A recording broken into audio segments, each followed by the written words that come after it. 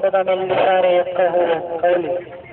الحمد لله الحمد لله نحمده ونستعينه ونستغفره ونستهديه ونعوذ بالله من شرور أنفسنا ومن سيئات أعمالنا.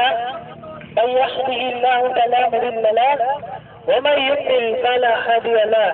أشهد أن لا إله إلا الله وحده لا شريك له، له الملك وله الحمد وهو على كل شيء قدير. وأشهد أن محمدا عبده ورسوله صلى الله عليه وعلى آله وصحبه إلى يوم الدين. أما بعد، السلام عليكم ورحمة الله تعالى وبركاته. Salam po ng mga kapatid na Muslim. At naway sumayin niyo po sa mga kababayan namin, mga Kristyano, naway sumayin niyo po ang patnubay at gabay ng Allah Subhanahu wa Ta'ala upang kayo ay mapatnubayan sa tuwid na landas. Na kung saan, yung landas na yun, ibinigay niya sa lahat ng mga propeta. Sinabi niya, yung relihiyon na ibinigay niya, yung patunay nila na sinabi ng Allah sa banal na Quran, A'udhu billahi minash shaitanir rajim, Bismillahirrahmanirrahim. Sinabi niya, Inna ad-dina indallahi al-Islam. Sinabi niya, katotohanan, ang relihiyon magaling kay Allah, wala pong iba kundi ang nag-iisang Islam. Na kung saan, ito yung relihiyon na sinabi ng Allah Subhanahu wa Ta'ala na tinamuhay ng lahat ng mga propeta. Pagsunod, pagsuko, magtalima sa kalooban sa nag-iisang Diyos na tunay. Na kung saan, siya po yung lumikha ng lahat ng bagay na nakikita at hindi natin nakikita. So yung sinabi ko po kanina, sa ngalan ni Allah, ang mahabagin, ang pinaka-maawain. Ang lahat ng pagpupuri at pasasalamat ay nakukul lamang sa Kanya. Siya po yung hinihingian ng tulong at pinanalalanginan ng lahat ng mga sumasamba sa nag-iisang Diyos. Na tunay, wala pong iba kundi si Allah Subhanahu wa Ta'ala. Na kung saan, yung lahat ng propeta, ito po yung sinamba nila. Ipinagutos ng lahat ng propeta na ipinadala dito sa mundo para sabihin mayroong nag-iisang Diyos lamang. Sinabi niya, sino man ang nasa tuwid na landas ay walang makapagliligaw sa Kanya. At sino man ang nasa ligaw na landas ay walang makapagpapatnubay para siya ay mapatnubayan, para siya ay magabayan sa tuwid na landas. Wala pong iba sa patnubay ni Allah. At ako'y sumasaksi na walang ibang Diyos na dapat sambahin maliban lamang yung nag-iisang Diyos na tunay, na tagapaglikha ng lahat ng bagay, na kung saan hindi lamang Diyos ng mga Muslim, ito ay Diyos ng lahat po ng mga nilalang sa kalangitan at kalupaan. Yun po si Allah Subhanahu wa Ta'ala. At ako'y sumasaksi na si Muhammad, sumakanya nawa ang habag at pagpapala ni Allah. Siya po ay katamang nabihin. Siya po yung kahuli-hulihan sa lahat ng mga propeta. Siya po ay rahmatan lil alamin. Siya po yung habag sa lahat ng mga nilalang. Siya po ay sinugo para sa ating lahat. So yun po mga kapatid. Naway, itong pag-uusap namin, ang pinag-uusapan po namin dito, alin po bang relihiyon ang nakasunod sa kautusan ng Diyos? So yun po. Ito po yung topic natin na kung saan, sino po ba, ano po ba ang relihiyon na kung saan nakasunod sa lahat ng mga ipinabuutos ng Diyos? Unang-una, dapat malaman muna natin anong relihiyon. Kasi yung relihiyong Islam, inangkin ng Diyos kasi Allah nasa Kanya galing. So dapat dito muna tayo para matukoy natin kung anong relihiyon. Ano ba ang ibig sabihin ng relihiyon? Yung tinatawag na Islam, ito po yung pamumuhay, pamamaraan ng pamumuhay. Na kung saan, sumunod, sumuko, tumalima. Ibig sabihin, batas po ng Diyos kasi Allah Subhanahu wa Ta'ala. Na kung saan, ikaw ay sumasamba sa nag-iisang Diyos na tunay. So yun po, sinabi na, yung katulad na sinabi ko kanina, ulitin ko lang po, yung relihiyon ng Diyos na si Allah, Panginoon ng lahat ng mga nilalang sa kalangitan at kalupaan, ay inangkin niya yung kanyang relihiyon sapagkat ito yung topic natin ngayon. Yung topic ngayon, ano bang relihiyon ang nakasunod sa utos ng Diyos? So dapat dito muna tayo. Ano ba yung relihiyon? Inangkin ba ng Diyos yan na sa kanya galing yung relihiyon na yan? Sumaliwanag po sa Quran, sinabi ng Allah, Inna dina indallahi Islam. Inangkin niya na sa kanya galing yung relihiyon na yun. At ipinadala niya, pinag-utos niya sa lahat ng mga nilalang. Yun po ang Islam. Na kung saan, dapat dito muna tayo pag-usapan natin to. Bago tayo pumunta doon sa pagsunod sa kalooban ng nag-iisang Diyos. Anong relihiyon? Kasi kung relihiyon ng Kristyanismo, ang walang galang na po sa inyo, hindi po namin sinasaktan ang inyong kalooban. Mas maganda po talamin natin sa Biblia, kung yung relihiyong Kristyanismo ba ay inangkin ba ng Diyos? Pinadala ba yan galing sa langit? Ipinag-utos ba sa lahat ng mga propeta? So wala rin tayong mababasa sa Biblia. Ibigyan ko na po ng tips si Pastor. Maladad. Na, sa buong Biblia, kahit baliktarin mo yan, patuwad pa ang pagbabasa mo ng Biblia, wala kang mababasa sa Biblia na sinabi ng Diyos na yung reliyong Kristyanismo ay galing sa akin yan, ipinadala ko yan at sinamuhay sa lahat ng propeta. Wala akong nababasang ganon. Samantalang sa Islam, para sa kaalaman po natin mga kababayan namin, inangkin po ng Diyos, wala akong pagtatalo. Kaya mga Muslim sa buong mundo, wala akong nagtatalo kung anong relihiyon, kung anong pangalan ng relihiyon, kung sino yung Diyos na dapat sambahin. Kasi bakit yung isa lang ang tinuturo ng Islam eh? Sambahin mo yung nag-iisang Diyos, sumunod sa mga propeta, sumunod sa Quran, ikaw ay maliligtas. Na kung saan, ito yung sinasabi ng lahat ng mga propeta, dala-dala, wala pong ibang relihiyon. Ang Islam po ay pagsunod, pagsuko, pagtalima. So lahat po ng propeta, sila po ay sumunod, sumuko, tumalima sa kalooban ng nag-iisang Diyos na tunay. Wala pong iba kundi si Allah. So yun po yung magandang tanong kaagad natin. Inangkin ka ng Diyos ang relihiyong Kristyanismo? Kasi sa Quran, pag tinanong mo kami, nakalagay po yan sa Al-Imran 19. Sinabi ng Allah, Inna dina indallahi Islam. Katotohanan, the religion, the sight of Allah is Islam. So wala mong pagpapalo. Sinabi rin po yan, na kung saan sinabi ng Allah subhanahu wa ta'ala, A'udhu billahi minash shaitanir rajim. Sinabi niya, وَمَنْ يَبْتَغِ غَيْرَ الْإِسْلَامَ دِينًا فَلَنْ يُقْبَلَ مِنْهُ وَهُوَ فِي الْآخِرَةِ مِنَ الْخَاسِرِينَ. Yan po yung sinabi ng Quran, sinabi ng Allah. Sinabi niya, sino man ang maghanap ng ibang relihiyon, maliban sa Islam, magtapat ng ibang relihiyon, mangaral ng ibang relihiyon, umalis sa ibang relihiyon, kailanman ay hindi niya tatanggapin.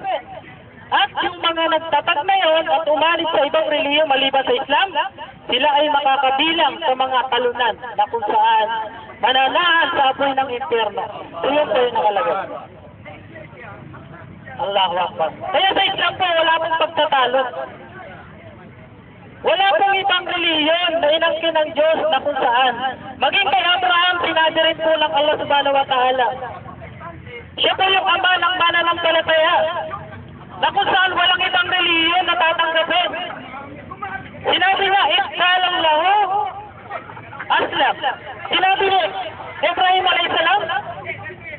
Aslam to, lirabbil alamin. Ako ay sumusuko bilang isang Muslim, Panginoon ng lahat ng mga nilalang sa kalangitan at kalupaan. So anong susundin? Kasi sinabi ni Allah, walang ibang relihiyon na tatanggapin maliban yan sa ama nyo ng mananampalataya si Abraham. So ano pa si Abraham? Pangalawang tanong. May makikita ba tayo sa Biblia na sinabi ni Abraham siya ay Kristiyano? Meron ba? Wala. Kahit balik na rin yung Biblia, wala kang mainiharap sa amin. Ito yung challenge namin sa inyo eh. Mag-isa mo rin, napakalinaw po eh. Sinabi ba si Abraham isang Muslim? Yung sinabi mo kanina. Sinabi na, ako isang Muslim. Ipinagutos ng Allah, sumuko ka bilang isang Muslim. O sinabi ni Abraham, ako isang Muslim, sumusuko ako sa batas mo ya Allah, Panginoon ng lahat mga nilalang sa kalangitan sa lupa. So yun po. Kaya ang linaw-linaw po ng katuruan sa Islam. Wala pong nagbibibating Muslim. Kung ano relihiyon? Ha? Kung sino yung Diyos? Kung anong pangalan ng Diyos? Eh bakit sa Kristiyano isang Biblia pinagtatalunan? Ang daming relihiyon na lumabas. Meron na rito yung dating daan. Ha? Meron dito yung katulad ng kinaaniban ng brother, ng pastor. Iglesia ni Cristo. Napakarami. So, ang tanong natin dito, kailan ba inangkin ng Diyos na sa Kanya galing yung relihiyon na yan? So, dapat ngayon mag-isip tayo mga kapatid, mga kababayan namin. Hindi namin sinasaktan yung damdamin ninyo. Kami lamang ay nagpapahayag sa inyo. Dahil pinag-utos po ito ng Allah Subhanahu wa Ta'ala. Na kung saan, para tayo ay sumamba lamang sa nag-iisang Diyos. Dahil lahat ng propeta sinabi niya, isa lamang ang kanilang aral, nag-iisang Diyos. So, sinabi ng Quran, nagpakilala si Allah. Sinabi niya, Bismillahirrahmanirrahim, Qul huwallahu ahad, Allahus samad, lam yalid wa lam yulad, wa lam yakul lahu kufuwan ahad. Sinabi niya, ako si Allah ay nag-iisa. Sinabi niya, ang Diyos pala natin nag-iisa lang. Sinabi niya, Allahus samad, ang lahat ng mga nilalang sa kalangitan ay umaasa sa Kanya. Walang pangangailangan yung nag-iisang Diyos natin. Sinabi niya, hindi siya nagkaanak, hindi pinanganak. At sa Kanya ay walang nakakatulad. So yung po si Allah Subhanahu wa Ta'ala. At yung pangalan niya, hindi kami nagtatalo-talo. Ha? Kasi bakit malinaw nagpakilala ang Diyos sa Allah Subhanahu wa Ta'ala. Sinabi niya, Innani anallaha la ilaha illallah. Sinabi niya, katotohanan ako si Allah. Wala nang ibang Diyos na dapat sambahin maliban sa akin. So kaya napakalinaw Sa Biblia, nagpakilala ba ang Diyos? Anong pangalan ng Diyos? Yahweh, Jehovah? Ako nga? Ha? YHWH? Ama? Ano ba talaga? O di pumunta tayo doon sa original na kapahayagan na kung saan yung mga propeta, yung kanilang lingwahe ay Hebrew, yung mga naunang propeta. Ano ba tawag nila? Father ba? Ama ba? Yahweh ba? YHWH ba? Ako nga? Wala tayong mababasang ganun doon sa mga Hebrew. Ang sabi doon, Elohim.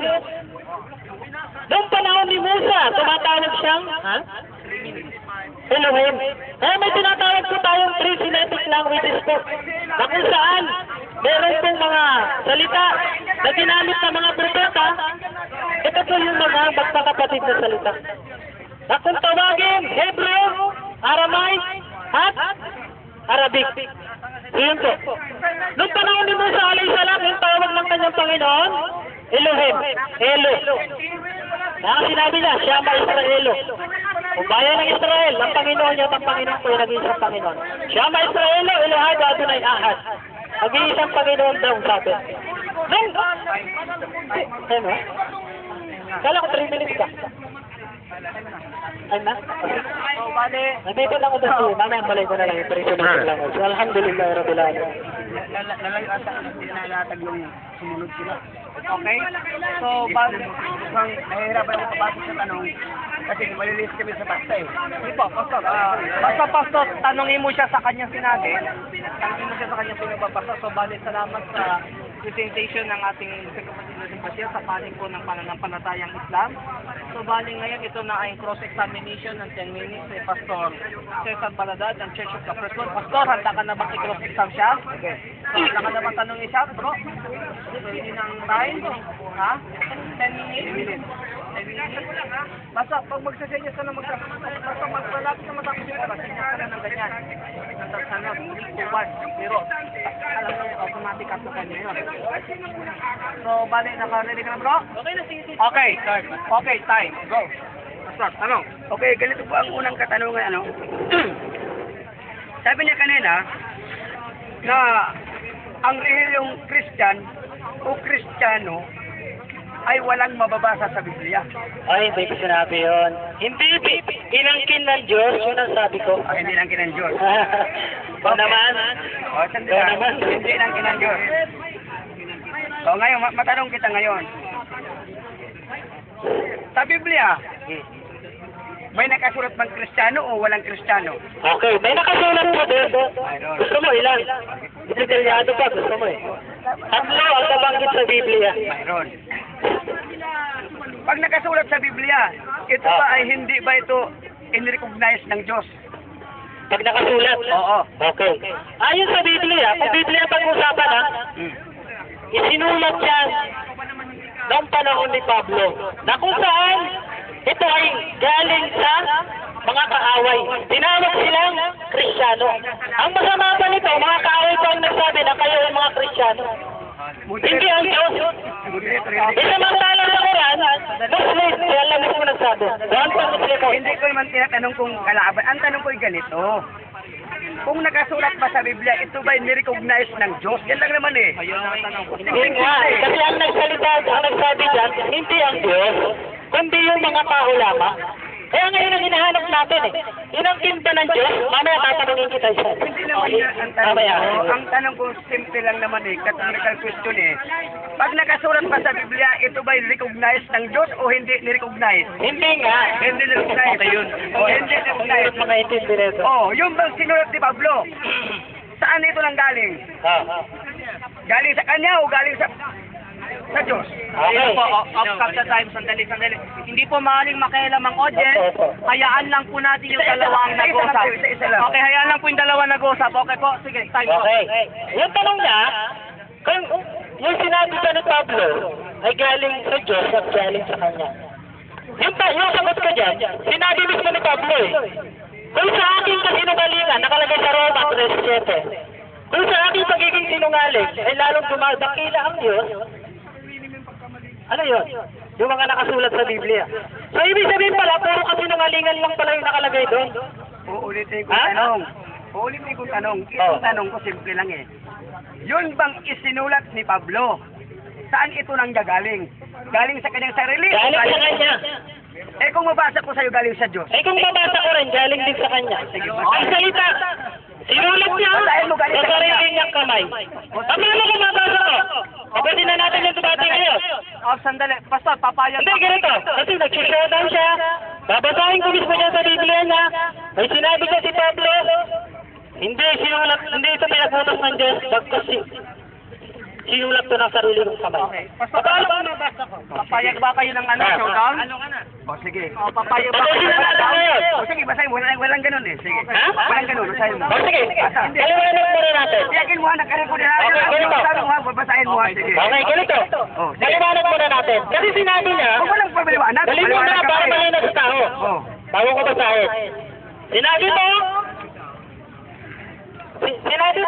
Oh. lahat ng nakalagay, yung mga isinulat ni Pablo, ay galing sa Diyos. So ngayon, Sandali lang bro ang napag-usapan kasi dito Pastor Baladan, tapos Brother Bashir bilang isang moderator at bilang isang moderator ayaw ko rin maging bias, no? Kaya nga eh. Unang-una po pinagpapasabi ito, being intellectual. At habang maaari, iwasan natin pag-ano ng showdown. Ngayon, kung nag-ano kayo ng showdown, napayag naman siya. Hindi ko siya down eh. ngayon, Pastor, kung Talo daw siya pag nabasa. ngayon, sabi nga daw, talo ka na. So, bala ako, bilang isang moderator, bilang isang comment ko, kung ano yung napag-usapan sa una, kung intellectual para matapos ang usapan ng maayos. Ito ha. Okay, sige, bro. Dapat puntusan lang to. Kasi Oo. mahaba pa ito eh. Okay. Para mapatunayan lang, nung sinasabi niya, kasi may nakikinig eh. Yung malabas kasi, pag sabihin niya hearsay, di ba sabi dyan, walang hearsay, walang palsy? Wow. Palsy. Oh, sige bro. Oh. Ngayon na. Basahin mo ngayon na. Patalangin mo siya. Hindi. Hindi, patalangin mo. Kaya tanong ko nga eh. Ang sabi niya kanina, si Pablo daw ang sumulat. Sarili niyang kamay. Sa sarili niyang kamay. Opo. Di ba paano kung mababasa ko rin na mayroon siyang isinulat na galing sa Diyos? Ano po? Okay. Paano? Ito rin. Paano? Kasi yun ang habol niya, challenge sa ano. Paano? Kung mabasa ko dito sa Biblia niya, na sinabi ni Pablo, ito ay sinulat ng sarili kong kamay. Ha? Tatapagin niya, talo na siya. Okay. Okay, yun. Kasi kayo na sinabi niya, sabi niya, oh sige, talo na ako. Basahin mo. Okay, ngayon. Paano ngayon kung nabasa ko? Pero hindi muna ako papaya. Gusto ko, tumagal yung pag-uusap natin. Okay. Diba? Pero babasahin ko sa'yo. Kasi, bakit? Nangangahulugan nito na hindi mo alam yung Biblia, mas alam ko na Biblia mo. Ha? Diba? Sandali. Bilang isang moderator. Bilang ko mo doon. Babasahin ko sa Biblia. Sandali. Sa Korinto. Unang Korinto. Sandali. Ano? Bro, bilang isang moderator, habang maaari, iwasan natin yung saltang talo ka na. Sabi ko ulit, be intellectual sa usapan ito. Ngayon, kung gusto natin mahaba at iwasan natin, kung siguro kung maghahamunan man ng showdown, naaminin mo siguro nagkakamali ka sa interpretation mo, siguro yun ang Ano ba? mahina. Nasabihin, ito sasabihin sa talo ka na. Okay? Okay, Ayusin ko lang Oh, sige, ayos ka lang. Ang kanya kasing babasahin, yung tungkol na sinulat sa aking sariling kamay. Okay. Natural, ang ibang sulat yung kamay eh. Ang tanong ko ganito, Okay, bro. yung kanyang sinulat, saan galing? Mali naman kasi yung basahin niya eh. Ito, Babasahin na lang natin para malinaw sa mga tao. Sandali. Kasi tinanong mo ako doon, mas maganda ngayon. Basahin na lang natin. Hindi ka na talo, hindi ka na lang talo. Hindi ka Bago na bumasa eh. mag-usap pa ako. Maraming tao eh. Magdadawa pa kami. Ngayon, pasok, Sandali muna, Babasahin na lang. Sandali muna. Bago bumasa, anong babasahin mo na para tama? Yung sinulat ng sariling kamay nito. Walang problema naman. Sandali lang ha. Sandali ha. Walang problema sa sumulat sa kamay. Natural ang pangsulat kamay. Ang tanong ganito, yung sinulat ba ni Pablo? Saan galing? Galing sa Diyos o galing sa kanya? Hindi yung sulat niyang kamay. Ano ba naman May yan? sariling kamay nga Hindi niya ba eh. ito yung kamay eh? Natural. Ako nga kamay ko. Sariling kamay ko nga ito eh. Huwag na lang. Mali nga eh. Okay. Okay, ganito. Nangayo eh. Kaya nga, ito. Mamaya, kulitan kita, brother. Ganito na lang. ang tinatanong niya sa'yo, yung sulat ba ni Pablo? Yung isinulat, Oo. yung isinulat. Yung isinulat ba ni Pablo Saan galing? sa Diyos o sa kanyang kamay? Tanggalin natin yung kamay. Tanggalin natin yung kamay. May mababasa pa rin tayo. Yan ha, tinanggal na yung kamay ha. Partida na yan, tinanggal na yung kamay. Wala na kamay. Wala na kamay ha. O, ito na, babasahin ako ng kapatid natin. Hindi, parang punpay ako na lang yan. Akong si Pablo ang sumulat nito. Nakita mo? Wala na kamay. Hindi na natin pinasa yung Ang kamay. tanong ko, yung sinulat niya, saan galing? Si Pablo na nga, ang linaw-linaw na nga eh. Ang bira na Siguro, basta question na lang, dahil nasagot na yung tanong. Pwede ba magtanong? Pwede ba mag... Hindi. Hayaan natin yung dalawa. Intellectual. Bro, ito, tanong. Itong tanong ko, natural, si Pablo susulat sa sariling kamay ko. Tama yun eh. Ang tanong ganito, yung sinulat ni Pablo bago niya isinulat, yung kapahayagan bago magsulat, saan galing? Sabi mo kanina, sa kanyang sarili. Tanong, hindi ba ito galing sa Diyos? O sa kanyang sarili lang galing? Okay, panibagong tanong na naman yan. Okay. Yung iba, sabi niya, galing sa kanya. Yung iba naman, hindi nagsasalita yung Diyos. Galing lang sa atin. Gusto mo, basa ulit. Hindi sa Diyos. Opo, sinabi niya, yung iba, ang Diyos ang nagsasabi, yung iba naman, ako. Sabi ni Pablo. Gusto mo, basa ulit? Sandali lang. Naniniwala ka ngayon ha, may galing sa Diyos. Ha? Naniniwala ka na may galing sa Diyos. Opo. Salamat. Yun lang pala eh. Opo. Oh, salamat. Nasaan doon? Yung sa Diyos. Galing. Hindi mo alam. Hindi, magtanong ka ulit. Oh, ano Magtanong ngayon ka. ano ngayon ang sinulat na galing sa Diyos? Ha? Ano ngayon ang sinulat niya na galing sa Diyos? Okay, ganito. Kung Biblia pag-uusapan natin, Oh. so, hindi natin alam dyan kung yan ba ay galing sa Diyos. Kasi sinabi ni Pablo eh, so sa aking kasinungalingan ay lalong dumadakila ang Diyos. Diba? So, alin dyan? Kasi puro kasinungalingan lang pala yung nakalagay dyan eh. Oh, ito ang tanong ko. Saan dyan? Oh. Nakakasigurado ka ba na yan ba hindi kasinungalingan? Hindi lang. O di inamin mo na hindi mo alam kung ano ang sinulat ni Pablo na galing sa Diyos. Binasa ko na nga eh. May interrupt ako eh. Okay. Opo. Ngayon, hindi mo alam kung anong sinulat na galing sa Diyos. Binasa na nga natin eh. Sa unang Korinto 15:21. Yung ba yung nakalagay? Binasa na nga natin. Ang sabi mo kanina, Opo. mayroong galing sa Kanya at mayroong galing sa Diyos. Opo. Alin ngayon yung galing sa Diyos na sinulat niya? Galing sa Diyos. O anong sabi? Yung sinabi niya. Alam mo, hindi. Hindi, ganito. Hindi pala. O, sige. Yung tanong mo, Oh. ulitin mo. O, itong tanong mo. Kasi magulo yung tanong mo. Okay, itong tanong mo. Linawin mo, Mr. Moderator. Ikaw ang nakatangot. Lilinawin ko, ha? Sige. Ulit-ulit yung tanong eh. Kasi hindi mo na unawaan. Ito. Ibahin ang tanong? Hindi ko ibahin. Magandang tanong to eh. Huwag mo ibahin. Itong tanong. Ang sabi mo kanina. Sige, wala lang sasagutin ko. Ang sabi mo kanina. Time na? Sige, sige, sasagutin ko. Time na. Kung may napag-usapan. Papalikan ko yan dyan. Huwag ka mag-alala. Hindi na, ayun na. Ay, meron. Okay. So, bale, siguro nagkakaroon ng hindi pagkakaroon. Anong sabi ko bilang isang moderator, ako'y may karapatan sa ano na to na mamagitan. So, uulitin ko dapat maging intellectual sa usapang ito. Uulitin ko dapat maging intellectual. Bro. At habang maaari ang mga nasa paligid ay hindi maaaring makihalo-hilo sa oras ng cross-examination. Bro. Hayaan natin yung dalawa ang nag-uusap. So, bali ngayon, Pastor Cesar, nakanda ka na ba para sa iyong presentation, sa iyong first stand? Okay. Okay, bro. Timer. Now, go. Bro. Okay, sa katunayan, yung paksa namin, kaya medyo nagano ang tanungan kasi ang paksa, dapat i-present niya kung sila ba'y nakasunod sa Diyos. Kasi ang paksa dyan, sino ang nakasunod sa kalooban ng Diyos. Mar. Ngayon, nauwi kami sa kung saan-saan.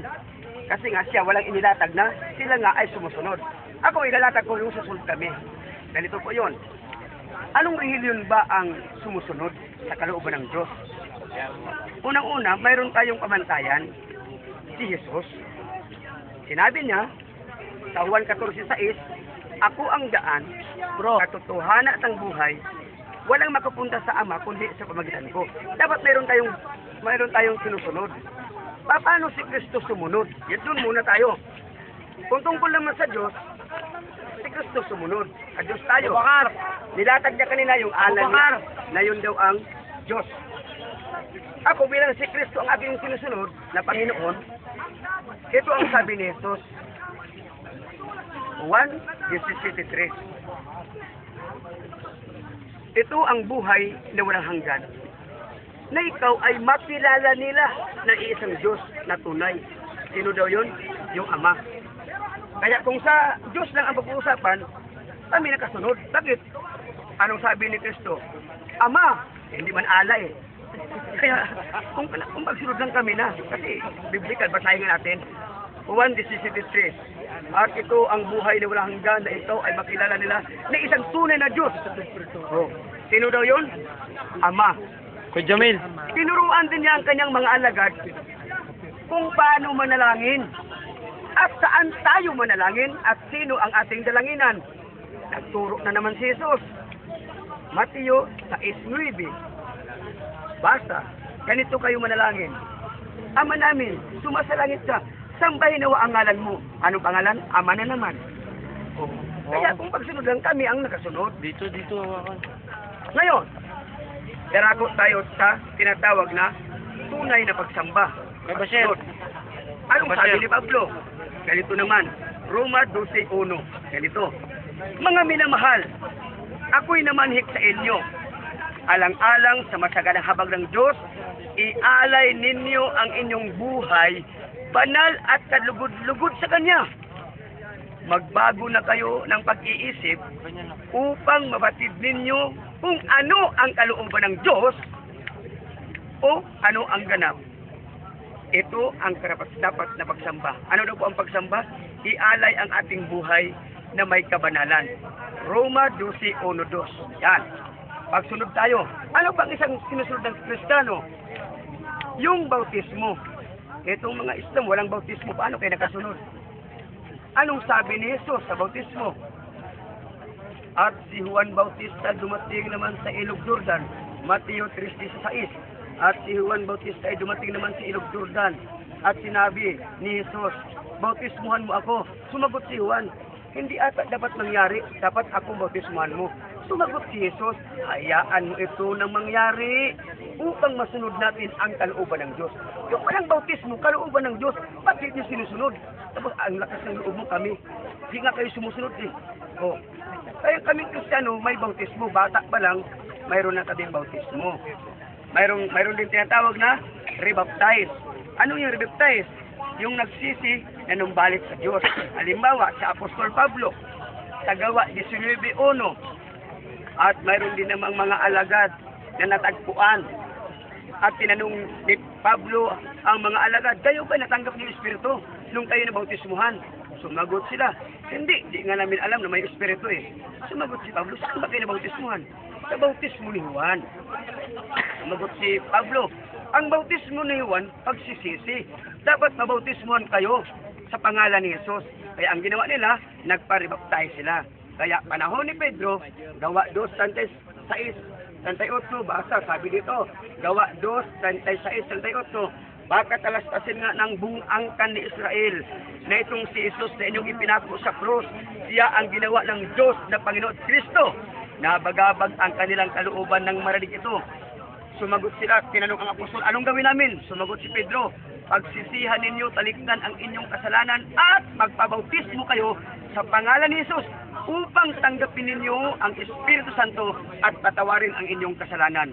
Kaya sa Kristiyano, pinatawad ang aming kasalanan dahil kami sumusunod sa utos ni Jesus. Kung agsunod ang pag-uusapan, kami po sumusunod. Ngayon, darako naman tayo sa aral. Yan, aral. Ano ang mga aral na tinuro ni Jesus? Halimbawa, yung aral tungkol sa pangangalunya, yung pag-aasawa. Kasi inyo patong-tanong ang asawa eh. Ano ang sabi ni Kristo dyan? Matindi nga eh, sabi sa Mateo 5:27, sinasabi nung unang panahon, huwag kayong mangalunya. Ngunit ngayon sinasabi ko sa inyo, ang sino mang tumingin sa isang babae na may halay ang isip, nagkasala na ng pangangalunya. Allahu Akbar. Purihin ang Diyos. Hallelujah. Yan ang ginawa ninyo. Hanggang 5, 4, 3. Anong sabi naman sa amin, mga Kristiyanong sumusunod? Sinabi ni Pablo, ang namumuno sa iglesia ay may isang asawa lamang. Kaya si Pastor, isa lang ang asawa. Hallelujah. O diba? Kasi nga, pagsunod nga eh. Dito ka, Pastor. Inutos ni Kristo na huwag mangalunya. Kaya ang ginawa mo naman ngayon, sinabi ni Pablo na isa lang ang asawa. Kaya si Pastor, kahit maraming magagandang babae, ipikit mo ang iyong mga mata. Yan. Kaya, siyempre, maiwasan yung tukso eh. Sumusunod talaga eh. Sumusunod kami eh. Kaya, tinuturo ng aming mga simbahan yan, yung isa-isa lang. Eh, kung sakali may nakagusto man sa amin, i-reserva na lang yan. Oh, di ba? Kaya, bawal yung kamit-kamit eh. Ngayon, darako tayo sa aral uli. Ano pang aral na sinusunod ng Kristiyano? Patungkol sa tinatawag na kabanalan. Ano yung kabanalan? Yung pag-iwas sa mga bagay na nakakasama. Kaya sabi nga doon sa 2 Korinto 5:17, ang sino mang nakipag-isa kay Kristo ay isa ng bagong nilalang. Wala na yung dating pagkatao, siya'y bago na. Kaya marami po sa amin sa Kristiyano, galing ng kulungan, galing po na bilanggo, nung paglaya niya, habang siya'y nabubuhay, nagbabagong buhay. Kaya ang tawag noon, born again Christian. Kaya nagbagong buhay siya. Bakit born again Christian? May relihiyon ba? Sabi niya kanina, walang relihiyon, Islam lang. Nakalimutan siguro ng ating kaibigan na sinabi ni Jesus, Pedro, itatayo po ang aking iglesia. Doon siya nagkamali. May itinayo ang Panginoon eh. Oh, anong itinayo niya? Iglesia. Ano ba itong iglesia? Ang iglesia po, ito po yung mga lupo ng mga mananampalataya. Oh, siya po yung mga tinatawag na mga tinawag. Anong tawag sa kanila? Kristiyano. Basta. Gawa 11:26. At nang masumpungan ang mga alagad sa Antioquia, sila'y tinawag na mga Kristiyano. Kaya ano ang tawag sa mga alagad? Kristiyano. Kaya kami, followers ni Kristo, kami tawaging Kristiyano. Saan nagmumula? Sa rooted na Christian Christ. Kaya kami, manunurod ni Kristo, followers of Jesus Christ, ang tawag Christian. Yan. Kaya, kung pag-uusapan yung sabi niyang relihiyon, mayroong binanggit ang Panginoong Hesus, sabi niya kay Nicodemo. Nicodemo nagtanong, Rabbi, paano po ba magkamit ang buhay na walang hanggan? Sumagot si Jesus, Guro ka pa naman. Hindi mo ba alam paano? Magot si Nicodemo. Paano po? Magot si Jesus. Maliban ang tao may panganak na muli, hindi siya makapasok sa kaharian ng langit. Sa English version po, except a man be born again, he cannot enter the kingdom of God. Kaya, born again. Kaya may mga born again, may mga Christian, may mga Katolik, basta ang tawag na kanila, Christian. Basta naniniwala kay Kristo, Christian. Totoo yan. Tama. Tama. Ano po ba ang sabi? Maliban ang tao, may panganak na muli. Sumagot si Nicodemo, paano mangyari ito? Babalik ba ako sa tiyak ng nanay? Nag-isilang uli. Sumagot si Jesus, hindi ganon. Ang pinanganak sa laman, laman. Ang ipinanganak sa Espiritu ay Espiritu. Kailangan maipanganak kayong muli ayon sa Espiritu. Kaya pala, ang aming kapanganakan na bago, na Kristiyano kami, yung aming dating pagkatao, binago na kami. Kaya dati kami mga masawayin, dating kriminal, kaya maraming nakalaya sa bilangguan sapagkat doon pa lang sa bilangguan, nagbabago na sila. Kaya paglaya nila, born again Christian ang tawag sa kanila. Kaya may matibay na ebidensya. Oh? Ngayon, tanong, ano yung relihiyon? Sabi niya kanina, nagbigay siya ng definition, ano ang relihiyon? Eh, di niya tinuloy kung ano ang relihiyon. Kung ano ang unawa niya sa relihiyon. Okay. Ngayon, kung titingnan natin ang pagsunod, ang Kristiyano sumusunod. Mayroon kaming tinatawag na komunyon. Sinabi ni Jesus sa aklat ng Mateo 26 at tinawag niya ang kanyang mga alagad at ang sabi niya, ito ang aking katawan na bayubay sa krus. Ito ang tinapay na simbolo at kanyang pinagputol-putol at ipinamahagi. Kanin ninyo ito. Kaya mayroon kaming komunyon. Ay, yan ang amin. So, bale, yan na lang. So, bale, salamat sa pagpapaliwanag ni Pastor Baladag sa hapon na ito.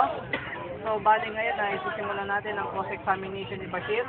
Bro, time? Okay, siguro 3, 2, 1, go. Okay. Go, Bashir. Unang tanong, kasi sinabi mo, nabanggit mo, kaya mga Kristiyano ay sumusunod sa aral ni Kristo. Opo. Okay. Yung Marcos 12, talatang 29, pinapaniwalaan niyo po ba yun? Marcos? 12, talatang 29. Sinabi doon. Opo. Ibigin mo ang Panginoong Diyos ng buong puso. Hindi. Marcos 12. Okay, ganito. Ako na lang masasabi. Sabi mo ano? Sabi lang nakalagay doon, kung bayan ng Israel, ang Panginoon na ating Diyos ay nag-iisa. O yan. Opo. Ilan to yung sinasabi ni Jesus Christ na Diyos daw? Nag-iisa. Nag-iisa.